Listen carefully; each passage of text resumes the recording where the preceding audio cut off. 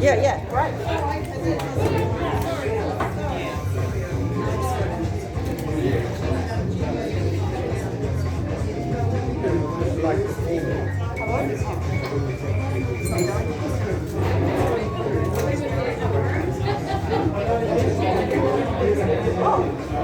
Oh, he's just there anyway.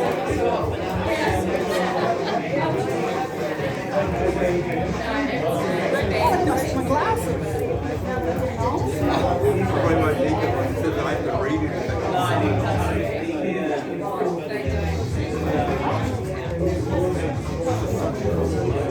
Funky? Yeah, it's so funky. This is like when I came in last June, the publicist. Yeah. It's like, we really came here. And I thought, I'm going to do this. So they're first fucking No, it's really new. But can I sit on? Put this over here for you, dude. Yeah, so I thought I was actually like how much his job was tomorrow. Like, community and supporting people and welcoming people. I don't get it. It's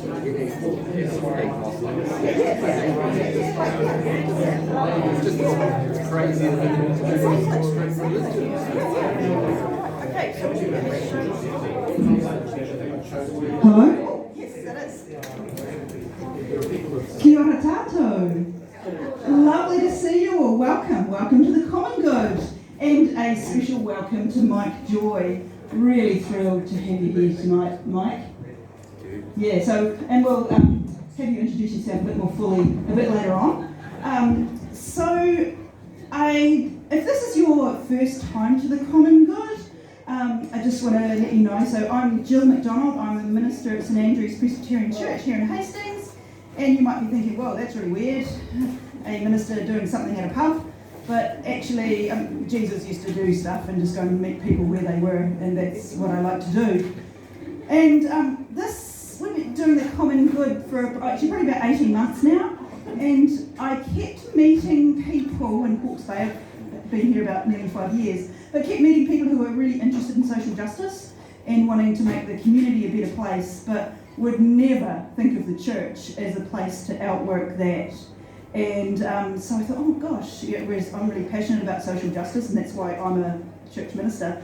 So we have this, and we do it now once a month, where I interview somebody about things that work towards achieving the common good.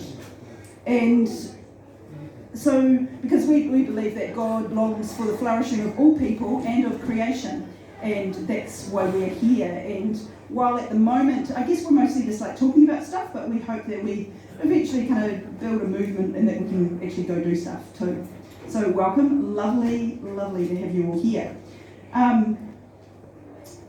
Now, actually, I have to say, I looked up and I found a biblical text from the prophet Ezekiel, which I thought seemed pretty pertinent to share tonight as we begin tonight's discussion. When you drink of clear water, must you foul the rest with your feet? And I thought, actually, that is the biblical verse for you, Mike Joy. So anyway, as is our practice, we will begin with karakia. So here in Oitato, let us pray. E te atua tō mātou kaihanga, ka te aho te maramatanga me te ora, I au kupu korero, ka te mata a mahi ka mao te tika me te aroha, me tia ki u tonu ki a moto, tō aroha e roto e tēnei huihuinga, whakake a mātou whakaro a mātou mahi katoa, I tō wairo tapu. God, our Creator, when you speak there is light and life, and when you act there is justice and love. Grant that your love may be present in our conversation, so that what we say and what we do may be filled with your wairua tapu. E roto I te ingoa o ihu karaite. Amen. Mike, you sent me the title tonight, The Future of Food and Energy in the Light of Biophysical Limits to Growth. I actually didn't really know what that meant. I had to do quite a bit of reading to suss that out. But before we get into the nuts of that, tell us about yourself, your background. who you are and why you do what you do. Yeah, it's interesting. Oh, you better hold that up. Oh, okay.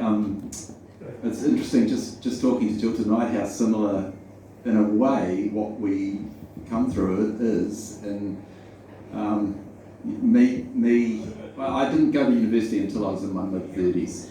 I was a truck driver, a dairy farmer, a taxi driver, a sailor, a sheep farmer for a while in outback Australia, and all sorts of things like that. And then went to university in my mid-30s, and then did an undergrad science degree, a master's, and then a PhD, all one after the other at Massey. And then before I knew it, I was a lecturer.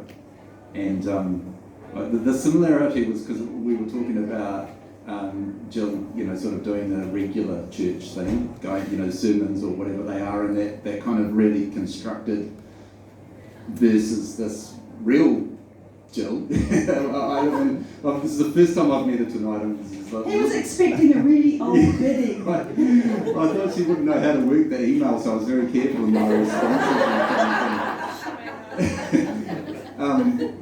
But the first few lectures that I gave, I felt that I'm a lecturer. I have to do this kind of I know everything, and I'm a lecturer, and you listen and take notes, and it wasn't me at all. And I'm very much of the realization that I'm learning all of the time. That when I got my undergrad degree, I thought, well, I've got a degree after my name now, and I don't feel like I know anything. And then I got a master's, and I started to have an inkling that I finally got completely clear in my mind with my PhD that I actually know nothing, and that what you learn is that you don't know anything, and that the most ignorant people are the ones who think they know everything, or they know so much about something. And so, yeah, always it's a learning. All my teaching was learning rather than passing something on, and I think that you find something similar, Jill, with your work. So yeah, that's kind of, and for me it was the shyest person in the room, and especially going to uni at the age of 30 when all the other kids are 17 or 18 made it even worse for me. But the passion came from the realization of the importance of that we don't survive without biodiversity, without a living planet, without the life supporting capacity of the planet is everything, and none of this other stuff counts at all. But we seem to have this really weird view that we're better than that and we can do without it. And so the more I learned about freshwater for a start, the more angry I got. And I guess it's been a journey of anger and trying to call out.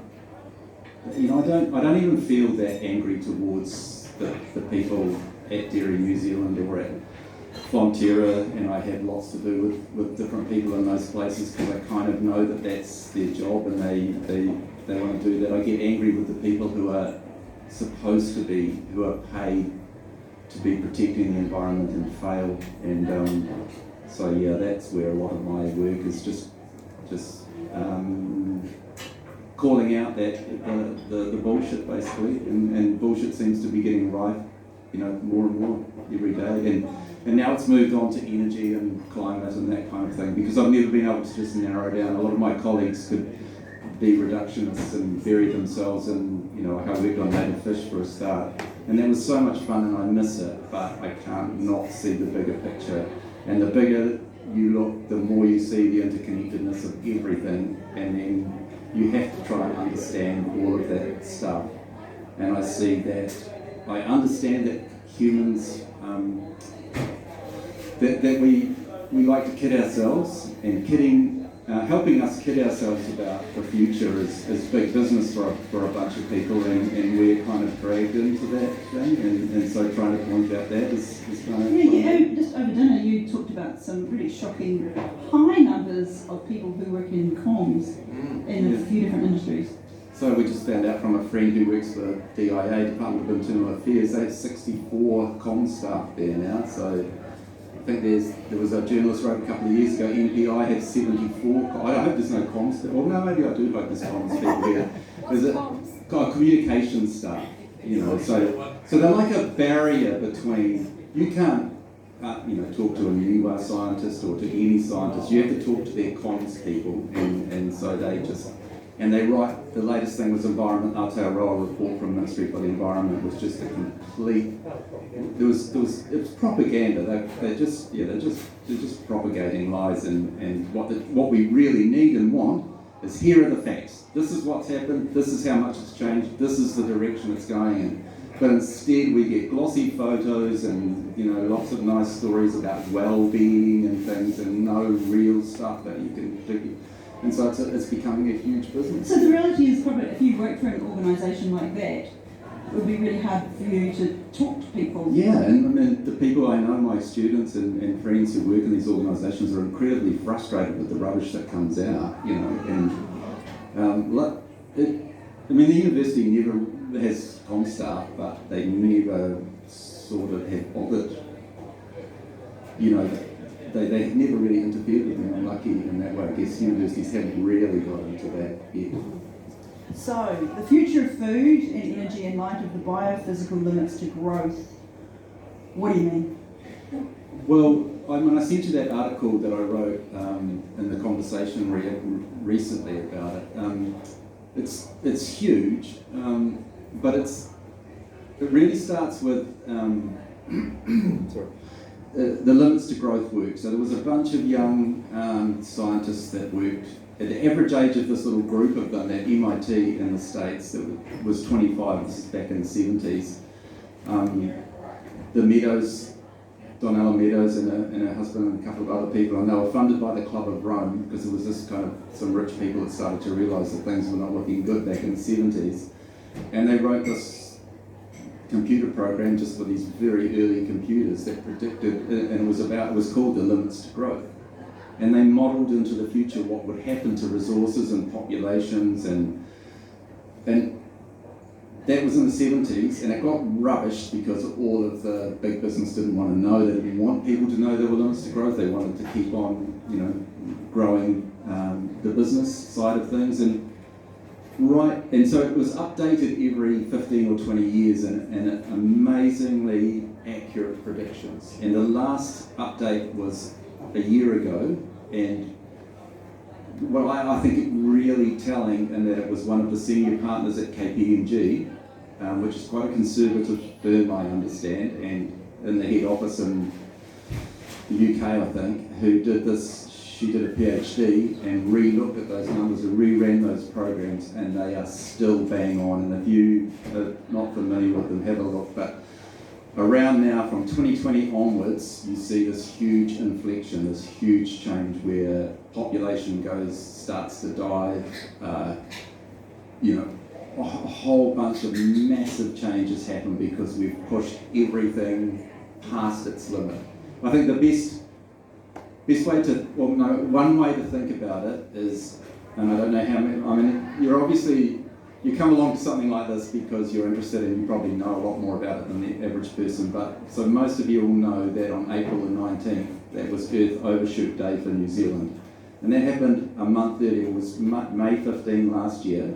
So that was last week, so every day after that, we're in debt. Okay, we've gone past the ability of the planet to absorb our everything, our consumption, our waste, and all of the harm that we do. So we now go into debt. Every day from now until the end of the year, we are in debt. So imagine if it was you at home and you didn't have an income, and you'd spent your income and you ran out on April the 19th, and you have to live for the rest of the year on your credit card. And that's what we're doing. Only it's so much worse than a credit card in that you're not going to be able to declare bankruptcy. This is ecological debt. There is no giving it back. All we are doing from today on, from last week onwards, is stealing from our kids. We want to live like we do and carry on doing that, and we're not going to change because we're humans, and so we're just stealing from the future to keep what we're doing now. And I think that's the best kind of analogy I can think for it, and that's the limits to growth, when you pass the ability of the planet to be able to absorb and to give to allow you to live like we do. in that article you sent me, you talked about green growth, and that was that was different from economic growth. So tell us about green growth. Well, I mean, it's what we've had is this, and I know that a bunch of you are as old as me in this room, if not older. You remember when we used to protest against dams, and now dams are considered good things, you know. The green growth idea is just this idea that we carry on living like we do now, and we switch from fossil fuels to some other form of energy, and that magically allows us to continue what we're doing indefinitely. We just replace fossil fuels with wind turbines and solar panels, and there's going to be all these jobs that are available from making all these things and installing them, and we'll be able to have even more money than we had before. And I was certainly an advocate of that years ago, and it's not until I really thought through it and understood the reality of just how harmful, and a shock that came to me not that long ago was when I thought really hard about, say we came up with this magic energy tomorrow that allowed us to live like we do, you know, no carbon footprint, no mining involved in it, we can just have all the energy we want, like what nuclear promised to be. Would that be a good thing? And I had to sit back and think, no, it wouldn't be a good thing. Probably, I think the only way we'll have a future is if we run out of energy, because it's that fossil fuel energy that's enabled us to destroy everything on the planet. You know, now the biomass of animals, wild animals on the planet is 3%, and we in our animals we eat at 97%. I mean, my PowerPoint would be full of these statistics of just how far we've overshot any sensible boundaries. And I was thinking too about this, the idea of me, you know, the little reading you had about fresh water, and how I'm seen as radical because I fight for fresh water. And then I have to think, when I talk about the sort of change that we need, people say that's radical change. But no, how we live now is radical, not how we have to live in the future. And we either do it willingly and sensibly and work our way to it, or it happens to us anyway. It's not like there's any other option here. So we have to rethink we have to rethink a whole lot of things, but rethinking what radical is a big part of it, and understand that what we have, this is a blip. This is a tiny blip in the time that humans have existed for, and a tiny, tiny blip in the length of time that the planet has been anything like this. And we've just done this crazy, it's like a 19-year-old that inherited $1 million, you know, and just blew the whole thing on a massive party, and we built all these massive sky towers and cruise ships and idiotic things to show how smart we are, you know, and now it's all over, and we have to get that it's all over. We're not, even if somebody allowed us to carry on, the planet, the fish, the oceans are going to be are already acidic, and we've fished out the oceans, we've destroyed lots of the soil. You know, we've just been shocking stewards of this beautiful thing that we had, you know. So what can make us change? Like, it feels like we've got all the information, but still people don't listen. We don't listen. I don't listen. Yeah, I know, and I don't listen either. I mean, I know all this stuff, and I know how hard it is to change, but I also know, and I guess maybe it's a few privileged times that I've had that make me understand that where we need to be can be so much better. So one example is I spent just over 2 months on Campbell Island down in the sub-Antarctic with a couple of other people. We had no energy. Well, we had a bottle of gas, LPG gas, that we could cook on a little camp stove with. What was no electricity, there was no running water, there was nothing. No cars, no radio. You could barely get the special two-way radio that we had to talk to Tiana once a week. We could get it to work. No, nothing. you don't even have planes flying over down there because it's so far from anywhere. And the sounds and it took half of that time before I let go of all of this wanting to look at the, well, I didn't really, phones How weren't long were good, you there? but just 2.5 months. Yeah, it took about a week to get down there and a week to get back, but yeah.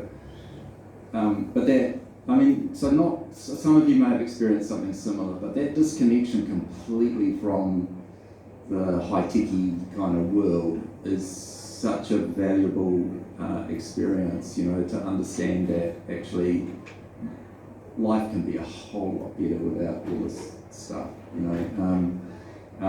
And another example was, you know, and these are the things that really stick in my mind because I went to, I was working in Romania on a sabbatical for a while, teaching and working, and we went to see the parents of the scientists that I was working with, Angela's parents, who lived up in this little village up in the hills, and Angela's mother was 68 and she had never been to the hospital or the dentist in her life. She was a little bit stooped, you know, but absolutely the healthiest person. She'd lived on this 2 acres of land. They farmed the way they had done for thousands of years up there. There was one tractor that everyone in the village shared, kind of thing, but everything was so simple and so, you know, they were such happy people. And, you know, there's all these statistics out there that show, you know, you guys all know that up to a point, you know, all the extra money makes no difference to happiness. And so there's all these lessons out there. There are all these obvious things that tell us that we don't need all this crap that we want to collect. And it's a whole bunch of things, isn't it? It's marketing, it's, you know, we think there's definitely some kind of human drive to collect stuff that we seem to fight to let go of. And yeah, I think maybe, I don't know if any of you have heard of this, you can watch it on YouTube, the Century of Self.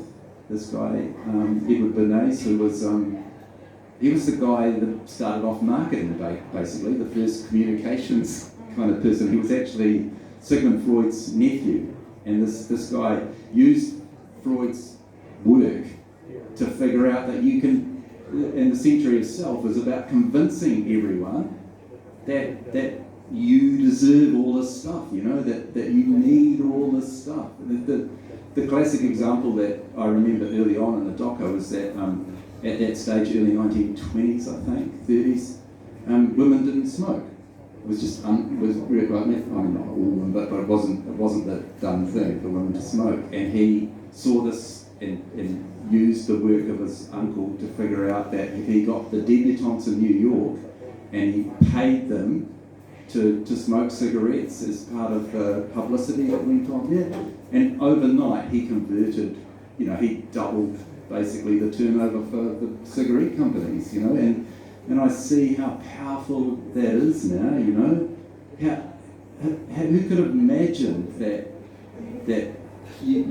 this convincing young men in New Zealand that you're not a man unless you've got a big 4-wheel drive black ute, you know, that's so successful. It's almost like you have to have one. The biggest sales ever were last year of those things, you know. It's like so much of how we live is because we're convinced that that's what you need to be, and I really want, you know, I think that's part of the reason, you know. There's obviously a million reasons why it happens, but that's got to be part of it.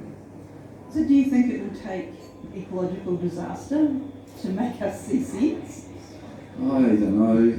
Yeah, I mean, I was so amazed when COVID came and the government did that whole shutdown thing, and I was like, wow, for once they put the people before big business. I never imagined it happening, you know, and then I was just blown away that we did that, and I was so hopeful. We even started up this thing called Better Futures Foundation and got really excited about the potential for the future, that this was going to be the game changer, you know. And I don't know if you guys all felt the same, but I really thought the world was changing then.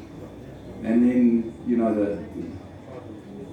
it all just kind of dissipated, and there was this big excitement about the world opening up, and not far from where I lived there was a queue that blocked the highway at Parramatta of people queuing up to go to McDonald's drive-through.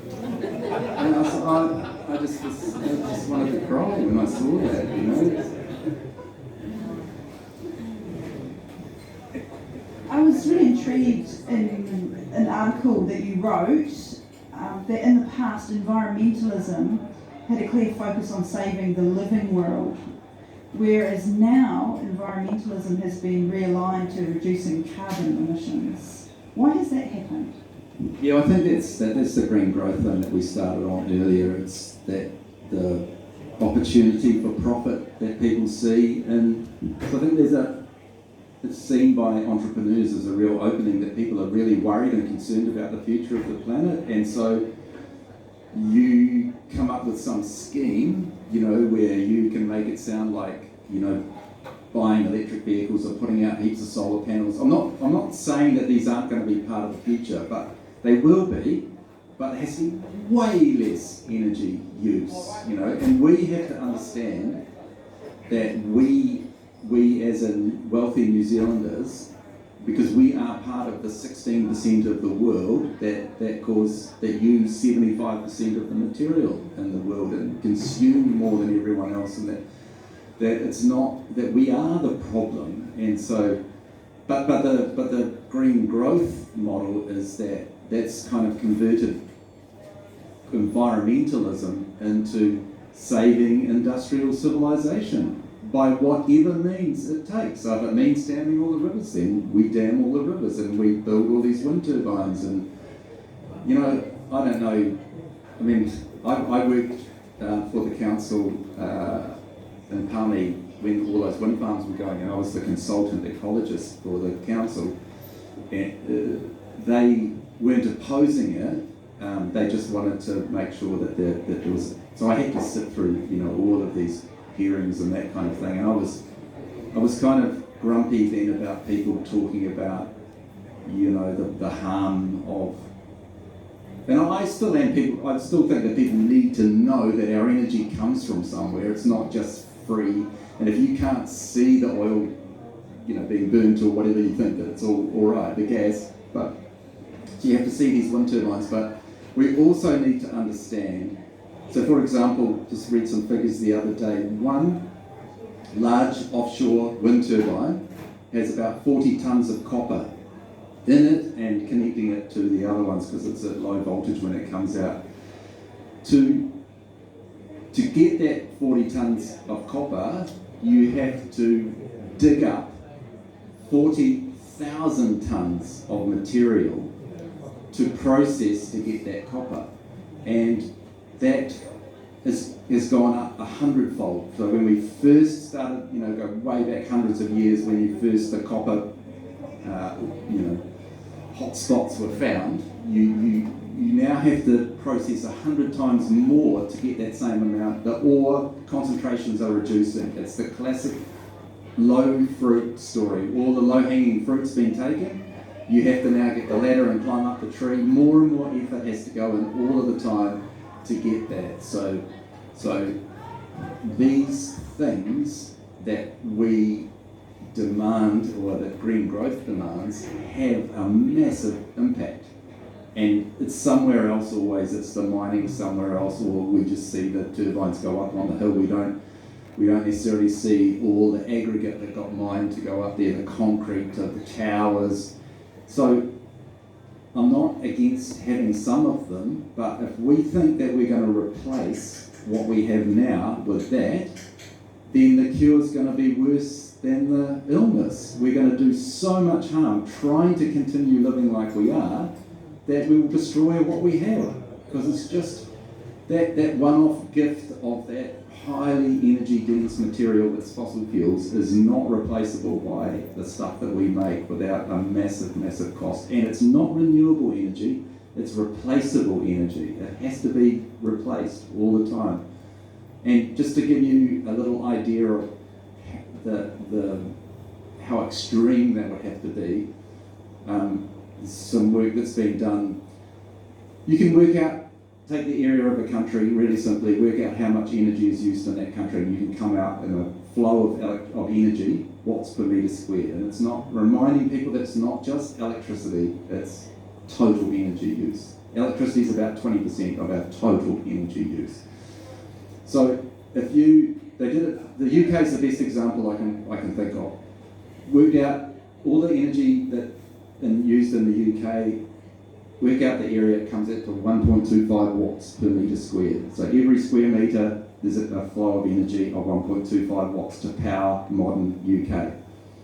Take the best mix of wind, solar panels and solar heating and hydro, and he modelled it out for the whole country.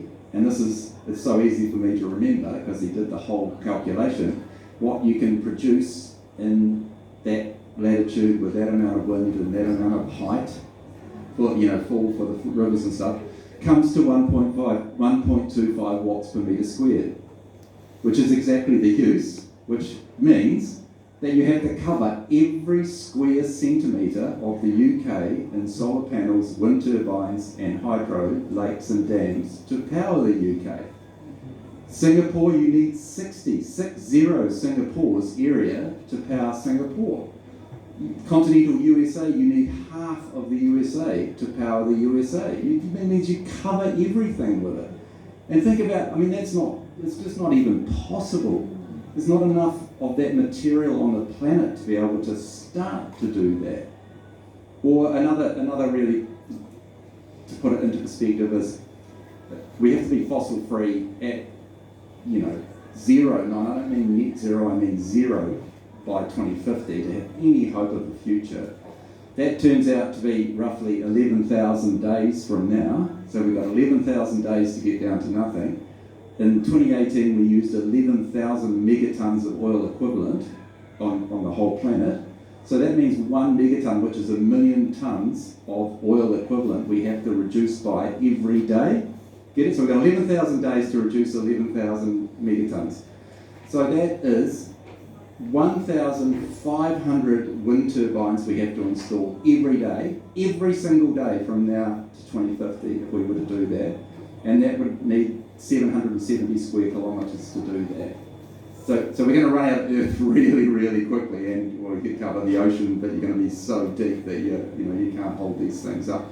Or one large nuclear power plant every day from now until 2050. So 11,000 nuclear power plants. The last one in France was just about commissioned. It took 35 years to. So that's the reality that you've got to think with this green growth thing. It just is not doable. And if it was doable, well, the worst thing that could happen is that we die trying. We destroy the place trying to get to that point. So that's why I'm anti. That's why I'm trying to, not anti, I'm just saying we can't. And the worst thing about it is that people want to believe it, and they do believe it, that it is possible. And so like every day, what was that, electric gliders that are going to fly around New Zealand, bullshit like that. So many people, intelligent people go, oh, great, this is the future, and because we want to believe it, and it comes out, and it's so, because what happens then is that people go, just think, well, I don't have to do anything. I'll just carry on living exactly how I am because this magic is going to save us. So, there's so many, sort of downsides to, and unfortunately, there's big business in it. There's good money in pushing that kind of rubbish, and a willing audience for it. Gosh, it's depressing. I don't know that it is depressing. I think that where we need to be will be better than where we are. I'd love to be able to throw my cell phone away and my computer, and I wouldn't. I would. You obviously haven't had yours long enough, but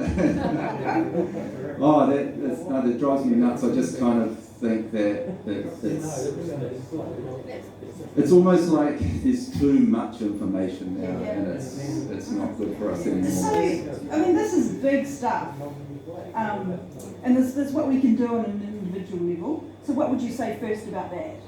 What can we each take home tonight that we need to go change and do? I think that we have to start talking about this stuff, I think the writer Derek Jensen was probably the one who nailed this for me years ago when I read one of his books, and he grew up in a family where there was sexual abuse. It was a very, straight-laced looking family. Everybody thought they were wonderful, but there was all this horrible stuff going on within his family, and he talks about how they never talked about it, and the fact that they never talked about it. And I feel that we're doing the same thing. We're not talking about it because it's deep and it's scary and it's... Well, I feel like we're talking about climate change, but this is much more than climate change. Because climate's easy. Well, compared to the rest of it, climate's easy, And we never make those links either, that the things that we do that are better for the climate are reducing all these other impacts as well, So how would, because you took one of your papers about the multiple crises, and I guess I came into this thinking that this was going to be about climate change, but actually, so can you just define what are those other things? Oh, okay, so I touched on how we're fishing out the oceans, even regardless of climate change. I just listened to Daniel Pauly the other day, a fish oceanographer who I've followed for ages, pointed out something that I did know but I hadn't made the connection. For every degree of warming of water, the fish have to push 20% more water through their gills to get the same amount of oxygen. There's a really strong relationship between the saturation of oxygen and water and temperature. And so what you're getting is most of the warming, we think, we've noticed the warming in the atmosphere, but the ocean's been absorbing most of it, and so you're getting all these huge movements of fish away from the equator towards the poles to try and find cooler water because they can't survive without it. So, which is fine when you live in a temperate area because we just get more and more fish, different species coming down our way. But if you start at the equator, then they're losing all their fish species because there's nowhere cooler than that. So they just move away from there towards the poles. Plus we're overfishing it. So 2050 is the predicted date for the end. It's already well underway, the end of the ocean fisheries, wild fisheries, and they are, a huge food source for so many people. Soil degradation, land degradation, desertification, water pollution, my thing, just massive amounts of, there's little debate now that water wars will probably be one of the first wars, or they're already starting to happen. We can't live without water. Havelock North knows really well how much we need clean water, and we're just polluting it at an incredible rate. We're overdrawing aquifers way faster than they can fill up. Here in New Zealand, we have 800,000 New Zealanders who receive drinking water through the tap that has nitrate levels above the point at which a whole bunch of evidence has shown you get increased risk of colorectal cancer. We've got the highest rates of colorectal cancer in the world in New Zealand, and the parts of New Zealand where nitrate is high is where the highest levels of colorectal cancer are. So we're right up there doing that kind of thing. I could probably go on for the rest of the evening about all of the signs there are of the harm that we're doing to the planet. And climate change is in the news, but it's so connected. It's a symptom of overshoot. We've put all this extra carbon into the atmosphere, and we're seeing the results of that. But we have to see that even if we cured that tomorrow, even if we cured the energy thing and the climate thing, then we've still got to stop the other stuff, the overconsumption. So, but it can't just be the talking about it that we go back and do. Okay, so that's actual changes. Yeah, we need to do everything we can. We need to think about, it's really hard, but doing less, because everyone wants to rush out and do stuff, but the thing we have to rush out and do is less, and travel less, consume less,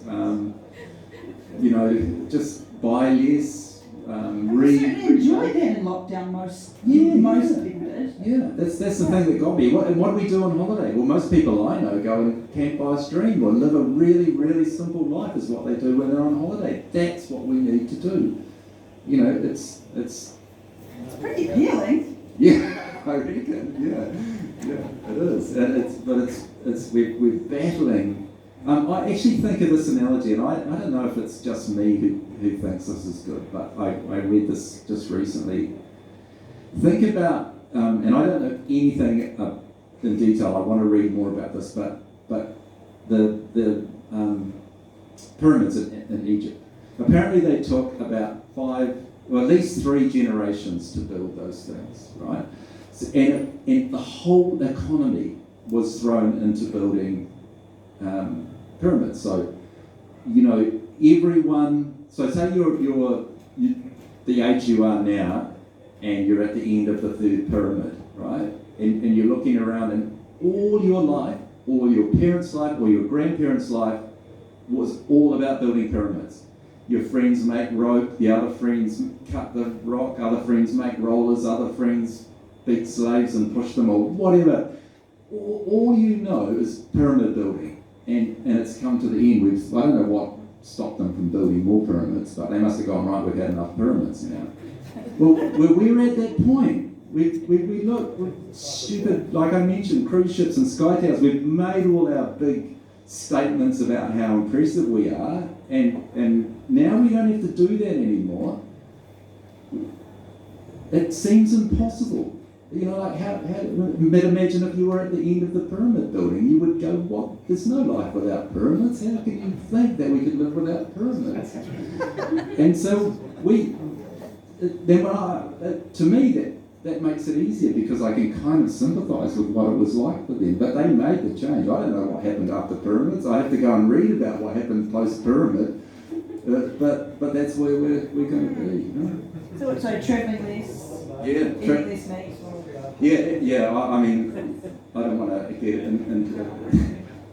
I choose not to eat meat, and it was like one of those things. I used to smoke, and I never imagined that I could live without cigarettes when I was at the height of my cigarette smoking. But then when I stopped, I didn't miss them anymore. And when I stopped eating meat, I didn't miss it anymore. And all these things that seem impossible, then once you don't have them. And, Campbell Island experience of not having any of that stuff wasn't the end of the world. It was an amazing new place to be. So.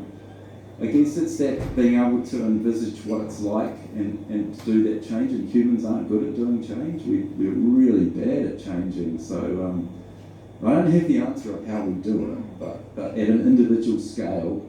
I mean, I know there's all this stuff about 71 corporations are responsible for, but, I'm not disagreeing with that, but they wouldn't exist if we didn't buy the shit from them, so we enable that stuff. It's no good saying, blame the oil companies. As long as we go fill up our cars with gas and drive on roads that are made out of the stuff and do all that thing, then we are part of the problem. And so it's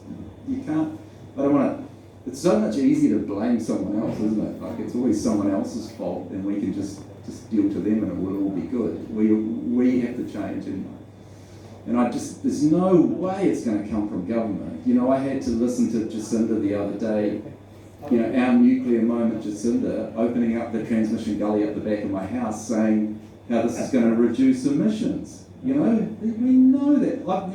The other day came on the train back from Wellington. The 4:15 from Wellington was virtually empty. I think there was one other person in my carriage. That train would be packed to the gunnels normally. They got some incredible number of cars on that motorway, and they get there 3 minutes faster. And so it's, we just, but it's all my friends telling me how marvellous it is driving on this new, you can, up and down these hills, and it's. I'm surprised they tell you that. Yeah, but I've got these really staunch friends who, some of you might know the Hannah and Liam from the rubbish trip. Yeah, so Hannah comes and stays at my house and house sits and stuff, and then I have to cringe about plastic bags and waste and packaged food and all that kind of stuff. So I need a slap, I need a kick, and so you can know the stuff and not change. So I'm not preaching how other people should live. I never want to do that. I just want people to be aware, and then I think with the awareness comes the need to change yourself. It's not knowing about it is the problem that you'll carry on doing it because you don't know about it. And if you do know and you choose to carry on, that's fine. But at least that's a choice that you made. You didn't do it through ignorance.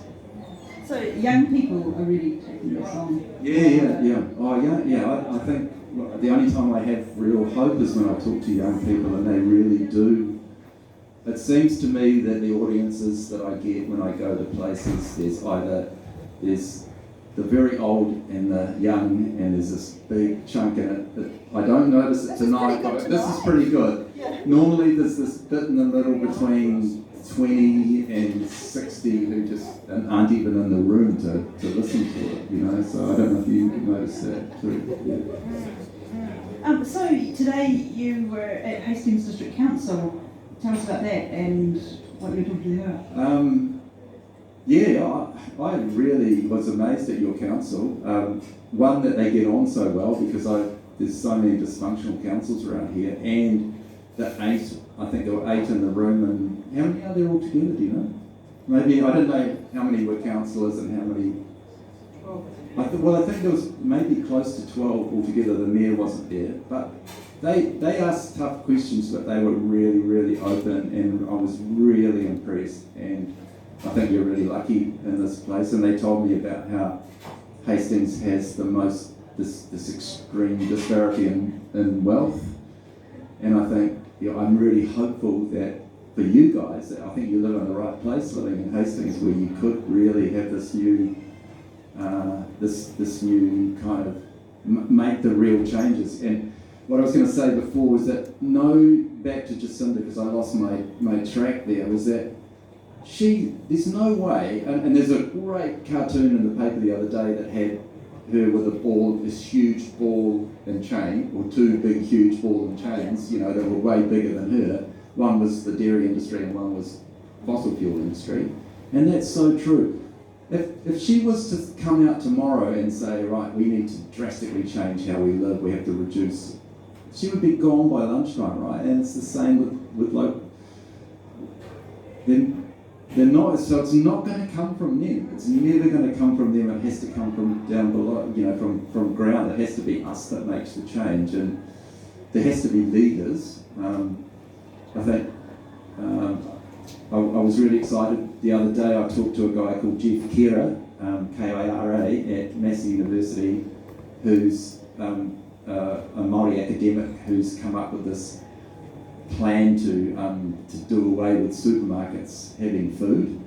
So he's really well along the way of directly linking the farmers and growers with the buyers, delivering to people in the streets. A van comes along, you buy the veggies off them, all this kind of thing. Good, healthy food, direct, no middleman, supporting the organic and the regenerative farmers to grow this stuff. I think, really exciting options like that, where we could maybe something like that starting up would be the catalyst to really move the rest of it. I'm sure my experience with councils and government is that they won't lead it, but once it starts happening, they'll go along with it and try it. They'll claim that it was their idea in the first place, but once you kind of give them a shove and get that momentum going, then they'll join in on it. And I'm sure that kind of thing, that where at the moment we do so much harm here for a dairy industry that 95% of it gets exported. Most of it ends up as the classification is that it ends up as confectionery. So it either replaces breast milk. The huge amount of it goes to poor countries where we've convinced them that it's superior to breast milk, or the bulk of it goes to junk food. So it's a cheap protein additive to highly processed food. So we don't feed the world. Don't ever believe that story that our dairy industry feeds the world. It does not feed the world. And don't even think about it as milk. Like lots of people are talking about upsetting the dairy, market by these alternative milks. They're never going to do that. I mean, Fonterra could lose bottled milk, milk as runny white stuff, lose it tomorrow, and it wouldn't even, that actually probably be pleased, probably more hassle than what it's worth for them.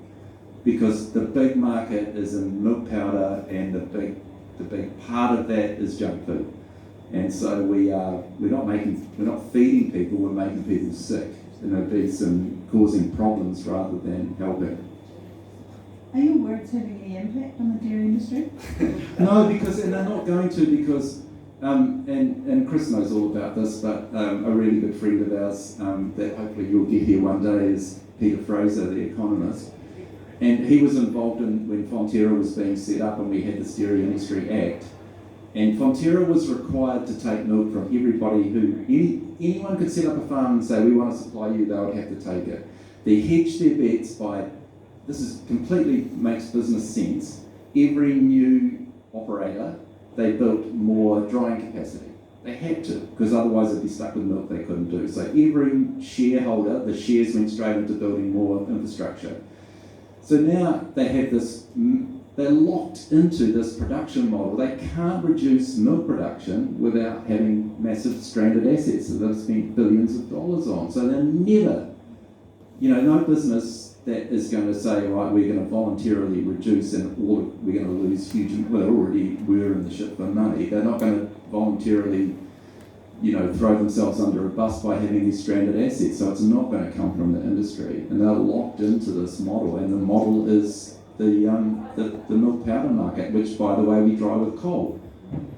We make the milk using synthetic fertilizer made from fossil fuels, so the gas off Taranaki. We take water out of the ground. We use more water for irrigating dairy than we do any other consumption use in New Zealand.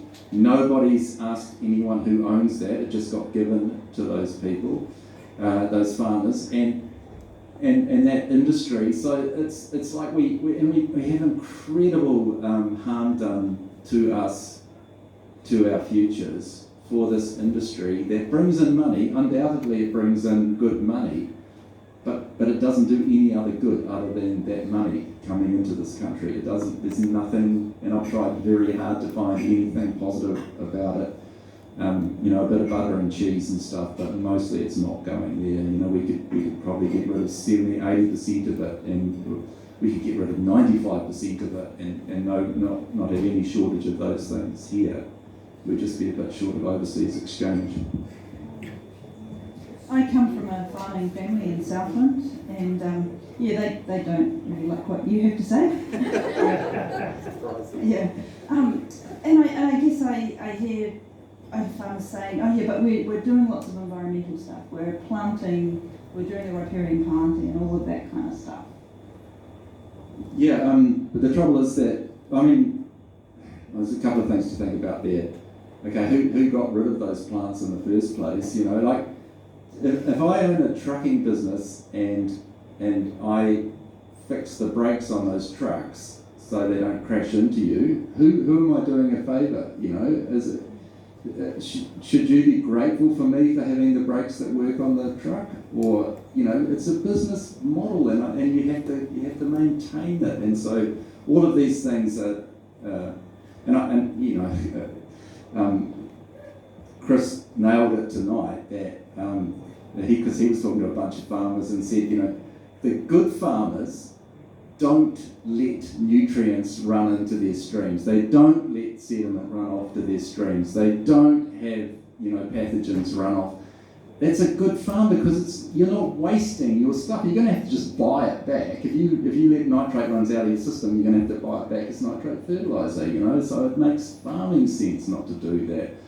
But there's this huge industry. So the classic is the nitrogen that's causing all of those problems that I talked about with the potential for colorectal cancer, but all of the ecological effects. That right up until late 1980s, we didn't do that. When I was farming in the 80s, never put any nitrogen fertiliser on, no urea. We had 100 years of dairy farming in New Zealand without it. In the 60s, Shell, BP, Todd, the good old Todd family in New Zealand got together with Shell and BP, did this prospecting off the Taranaki coast, came up with this nice little scheme which was called a take or pay scheme. So you are going to pay for this much gas whether you use it or not, because they had to make their profit. So New Zealand government was like, well, we're going to have to use this. So they set up all the Think Big projects. So there was a methanol plant, a synthetic fuels plant, and a fertiliser plant, this Kapuni ammonia urea plant. So suddenly we had to take this gas because this consortium had put us over a barrel, and so we started making nitrogen fertiliser here, and we had to flog it, and so then we have a fertiliser company, and fertiliser trucks, and fertiliser reps, but what we did before, we had clover. We had clover in the paddock that didn't cost us anything, that just did its job that clover does of fixing nitrogen out of the atmosphere and putting it into the soil and making it available for everything else. But this is like going back to your question about what do we do. There's no money in clover, right? Well, a little bit selling seeds, but there's money in the fertiliser business. And so there's no money in breast milk, right? But we can convince women that they need this formula stuff. It's so much better, and then we can sell it to billions of people around the world. It's the market model, isn't it? It's capitalism. That's how it works. And so that's why it's so hard to get people excited about doing less, because there's not a business in doing less. You know, you're not going to make a fortune doing less. You're not going to have to buy a ute doing less. So. Yeah, that's the tricky. I'm going to ask you one more question, then I'm going to open up to others. I've been reading your stuff, and I've been reminded of the book by Ali Wiesel called Night, and it's his memoir of going through the Holocaust, and he was at Auschwitz. And he told the story of when he was a teenager, and he had this mentor who was this guy called Moishi the Beadle.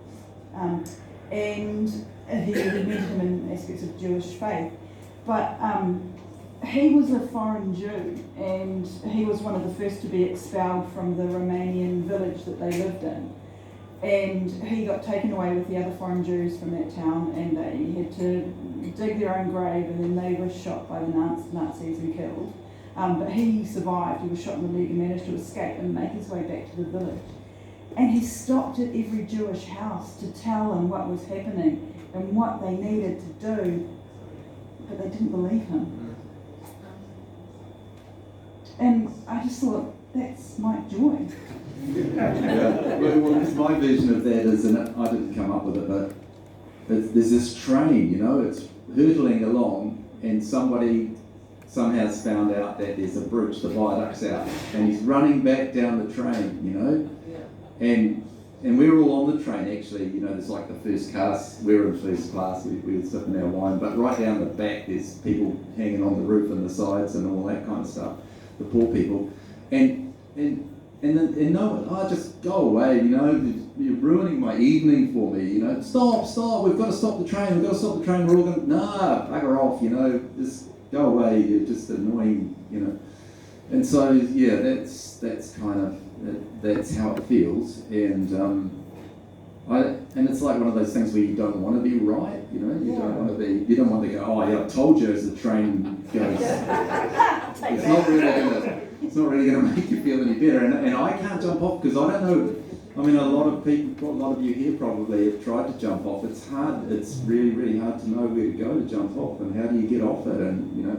We've got to stop the train. It's no good just a few of us jumping off, I don't think. Well, I don't know, look after yourself, but yeah, we need to get the brakes on the train somehow.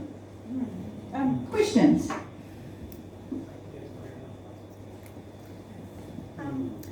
If you were an advertising mogul, what campaign would you run to get the young men and older men out of four-wheel drives?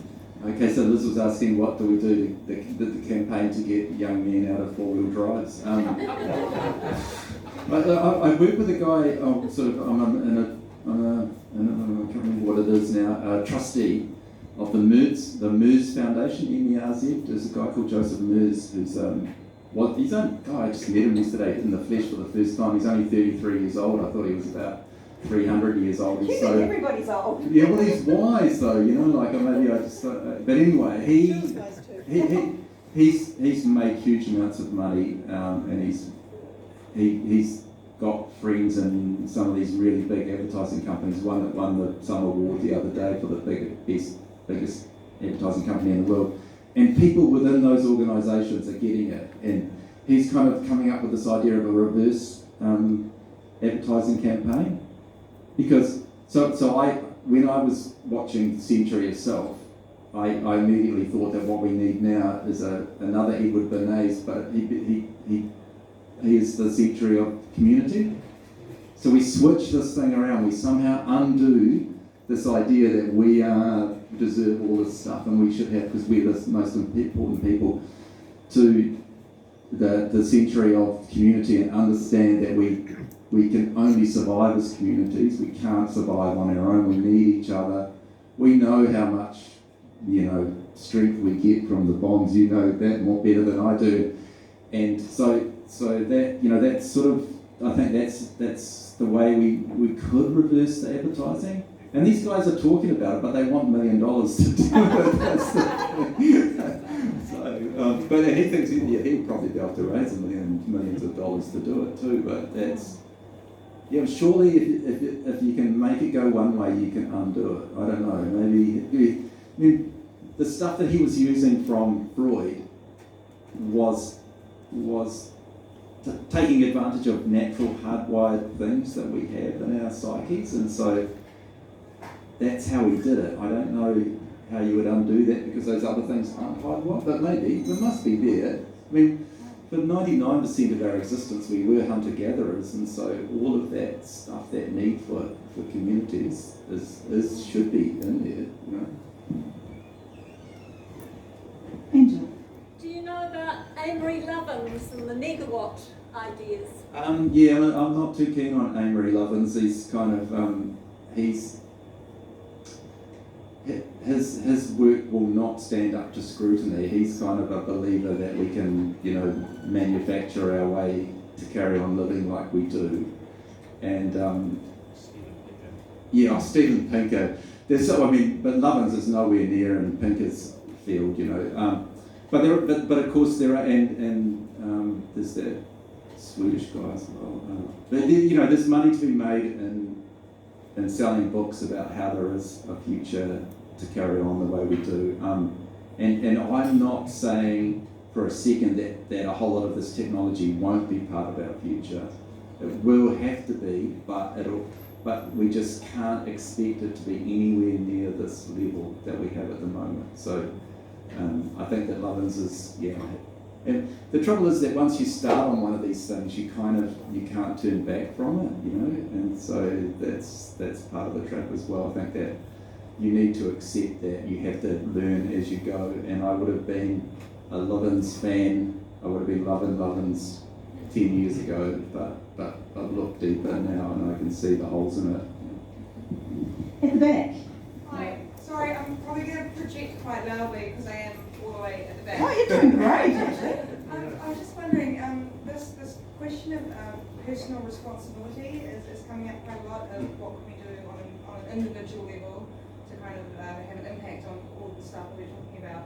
And I noticed, Jill, was it? Yeah. You mentioned in passing travelling less, eating less meat. And I noticed, Mike, you said, I don't really want to get into that, but the evidence, as I understand it, overwhelmingly is that the single biggest thing that any of us can do is to stop consuming animal products altogether.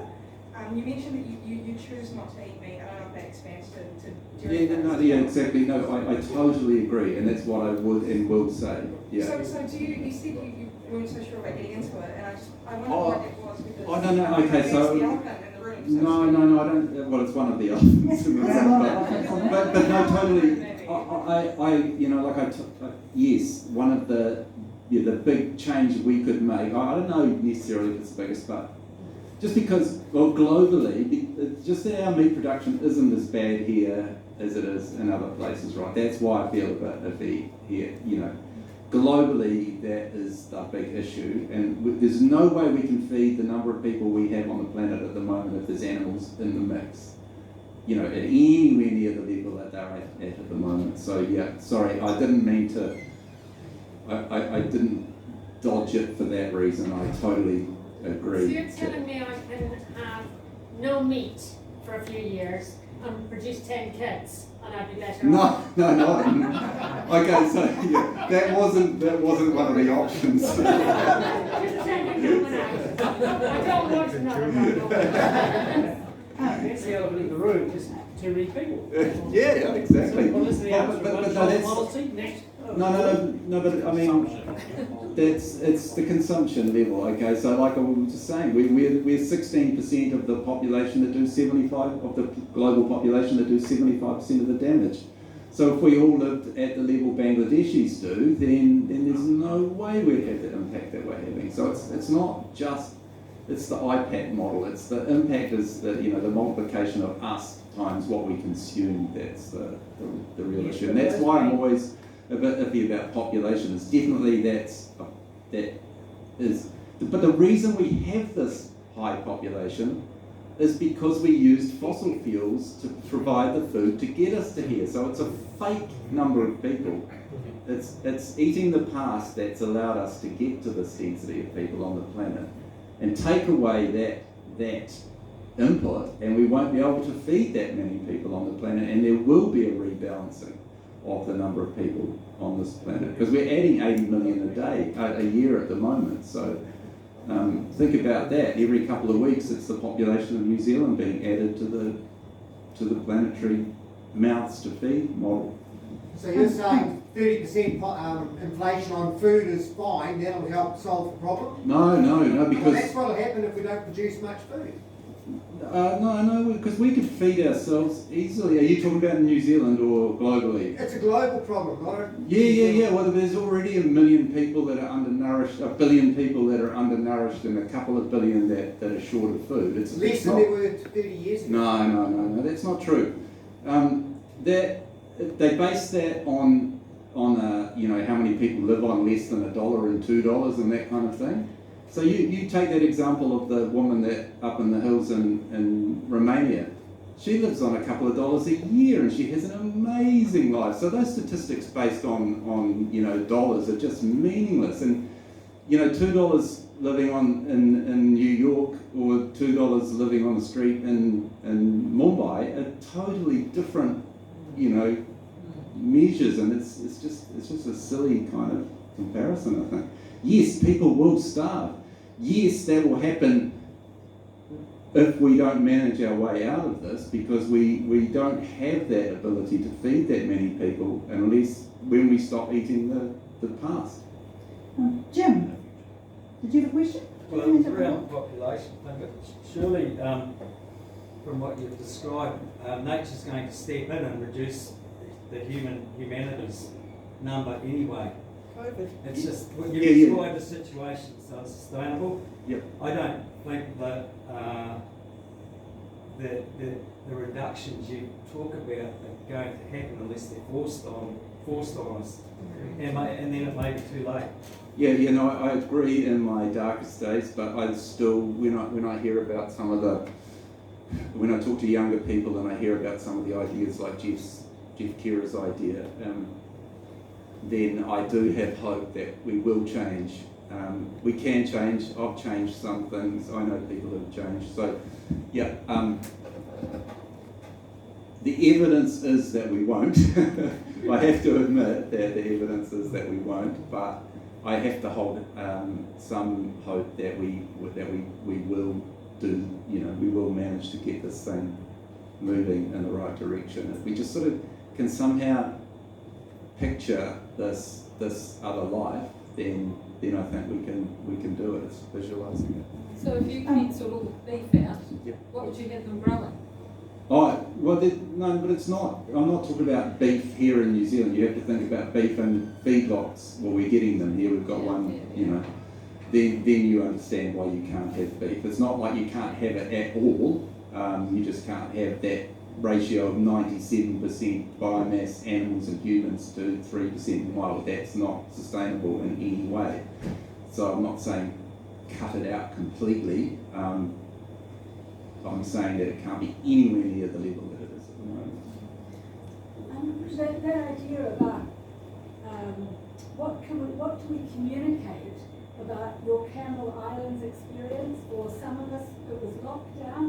But just the potential of the change that we could make and, Yeah. and the freedom of that. Yeah. That it's a whole different world that we could be having. Mm. But how do we communicate that rather than it being deprivation? Yes, I know, it's so easy to portray it as a negative thing when it's not, it's a positive thing, and that's so hard to get that across. And I think the only time people seem to have a glimmer of understanding is when you talk about going on holiday and living, you know, going tramping or something and living on next to nothing, and people suddenly go, well, yeah, it's not that bad, yeah. So that, I don't know, that's, I'm sure there are people who can think much better than me about how to describe that. I've seen people go visit, you know, permaculture, you know, operations and that kind of thing, and spend some time with people that are working in places like that and just love it so much they understand it, as opposed to that monoculture, industrial agriculture thing. Those kind of examples, you actually have to go there and be part of it, and we've lost that connection so much, you know. So many people think that food comes from supermarkets, and, you know, that connection is completely gone, so that has to be part of it as well. How do you do it? Like, because you were like maligned by John Key when he was Prime Minister around the pure green and image that New Zealand portrays, which we aren't.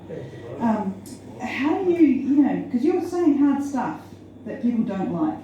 How do you keep doing it? For me, I'm not very thick-skinned at all, and I do get hurt, and especially, you know, just after the John Key thing, people were calling me a traitor.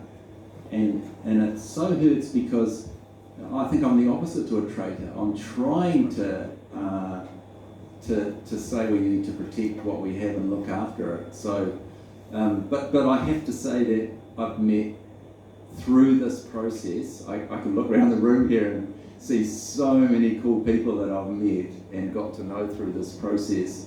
And I would say for every complaint that I get, I would get 20 positive, supporting kind of things, and that's how that kind of balance is. And I think you need about 20 to 1. Well, I do. to just be even, you need about 20 to 1. Yeah, which is silly, really, but yeah, Yeah. You're a prophet.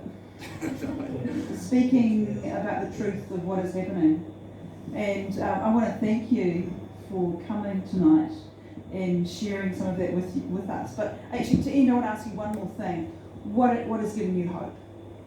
I think I've already touched on that. So it doesn't happen often, but my couple of hours with Jeff the other day about his model, he's going to make it happen in Manawatu first. He's looking for a bit of funding to get it going at the moment. I see that. I go talk to schools and to young people, and then I feel hopeful.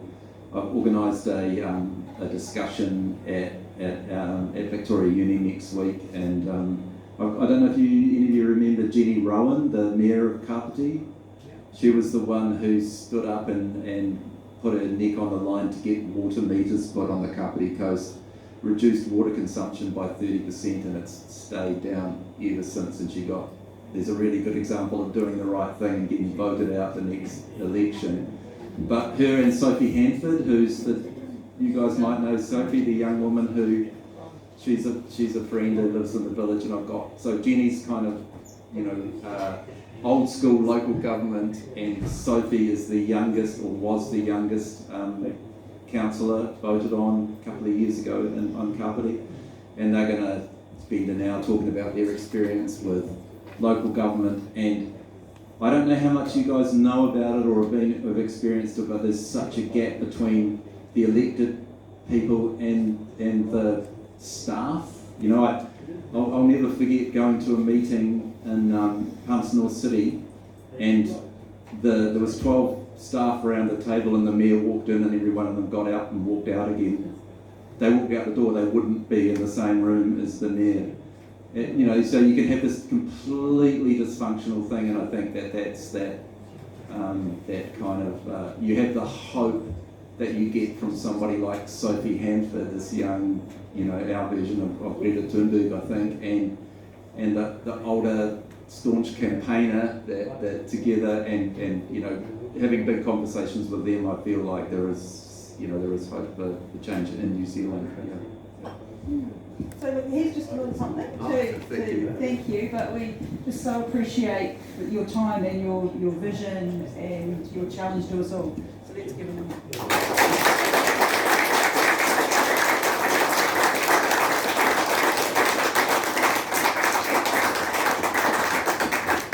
So here at the front we have a koha basket, so this helps us to get speakers like Mike to pay for his travel to come up here.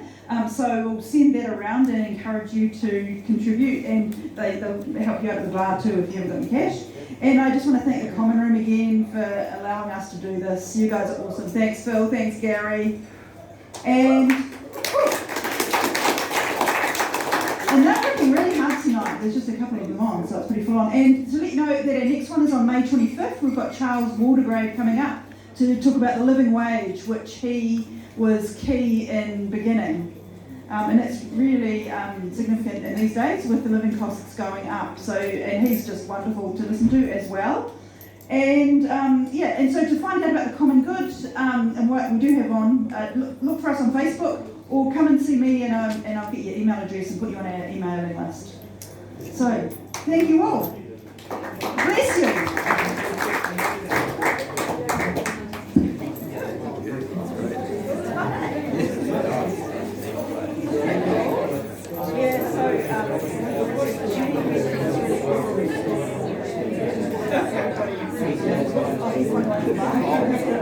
Thanks, Jill.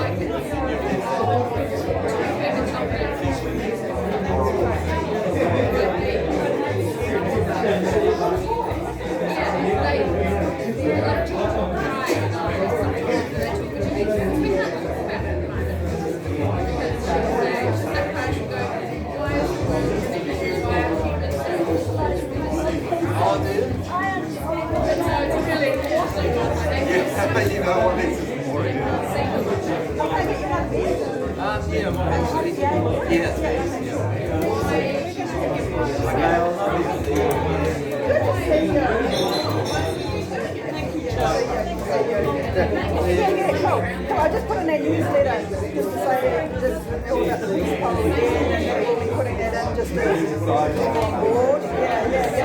Yeah, so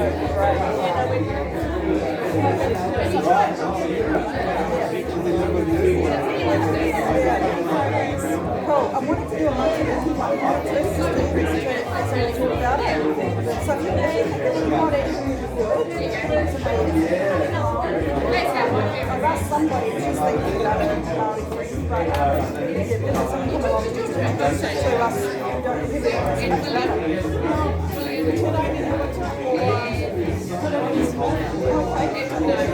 Oh, okay. Can you email me their names? Oh, right. Okay. That's what are they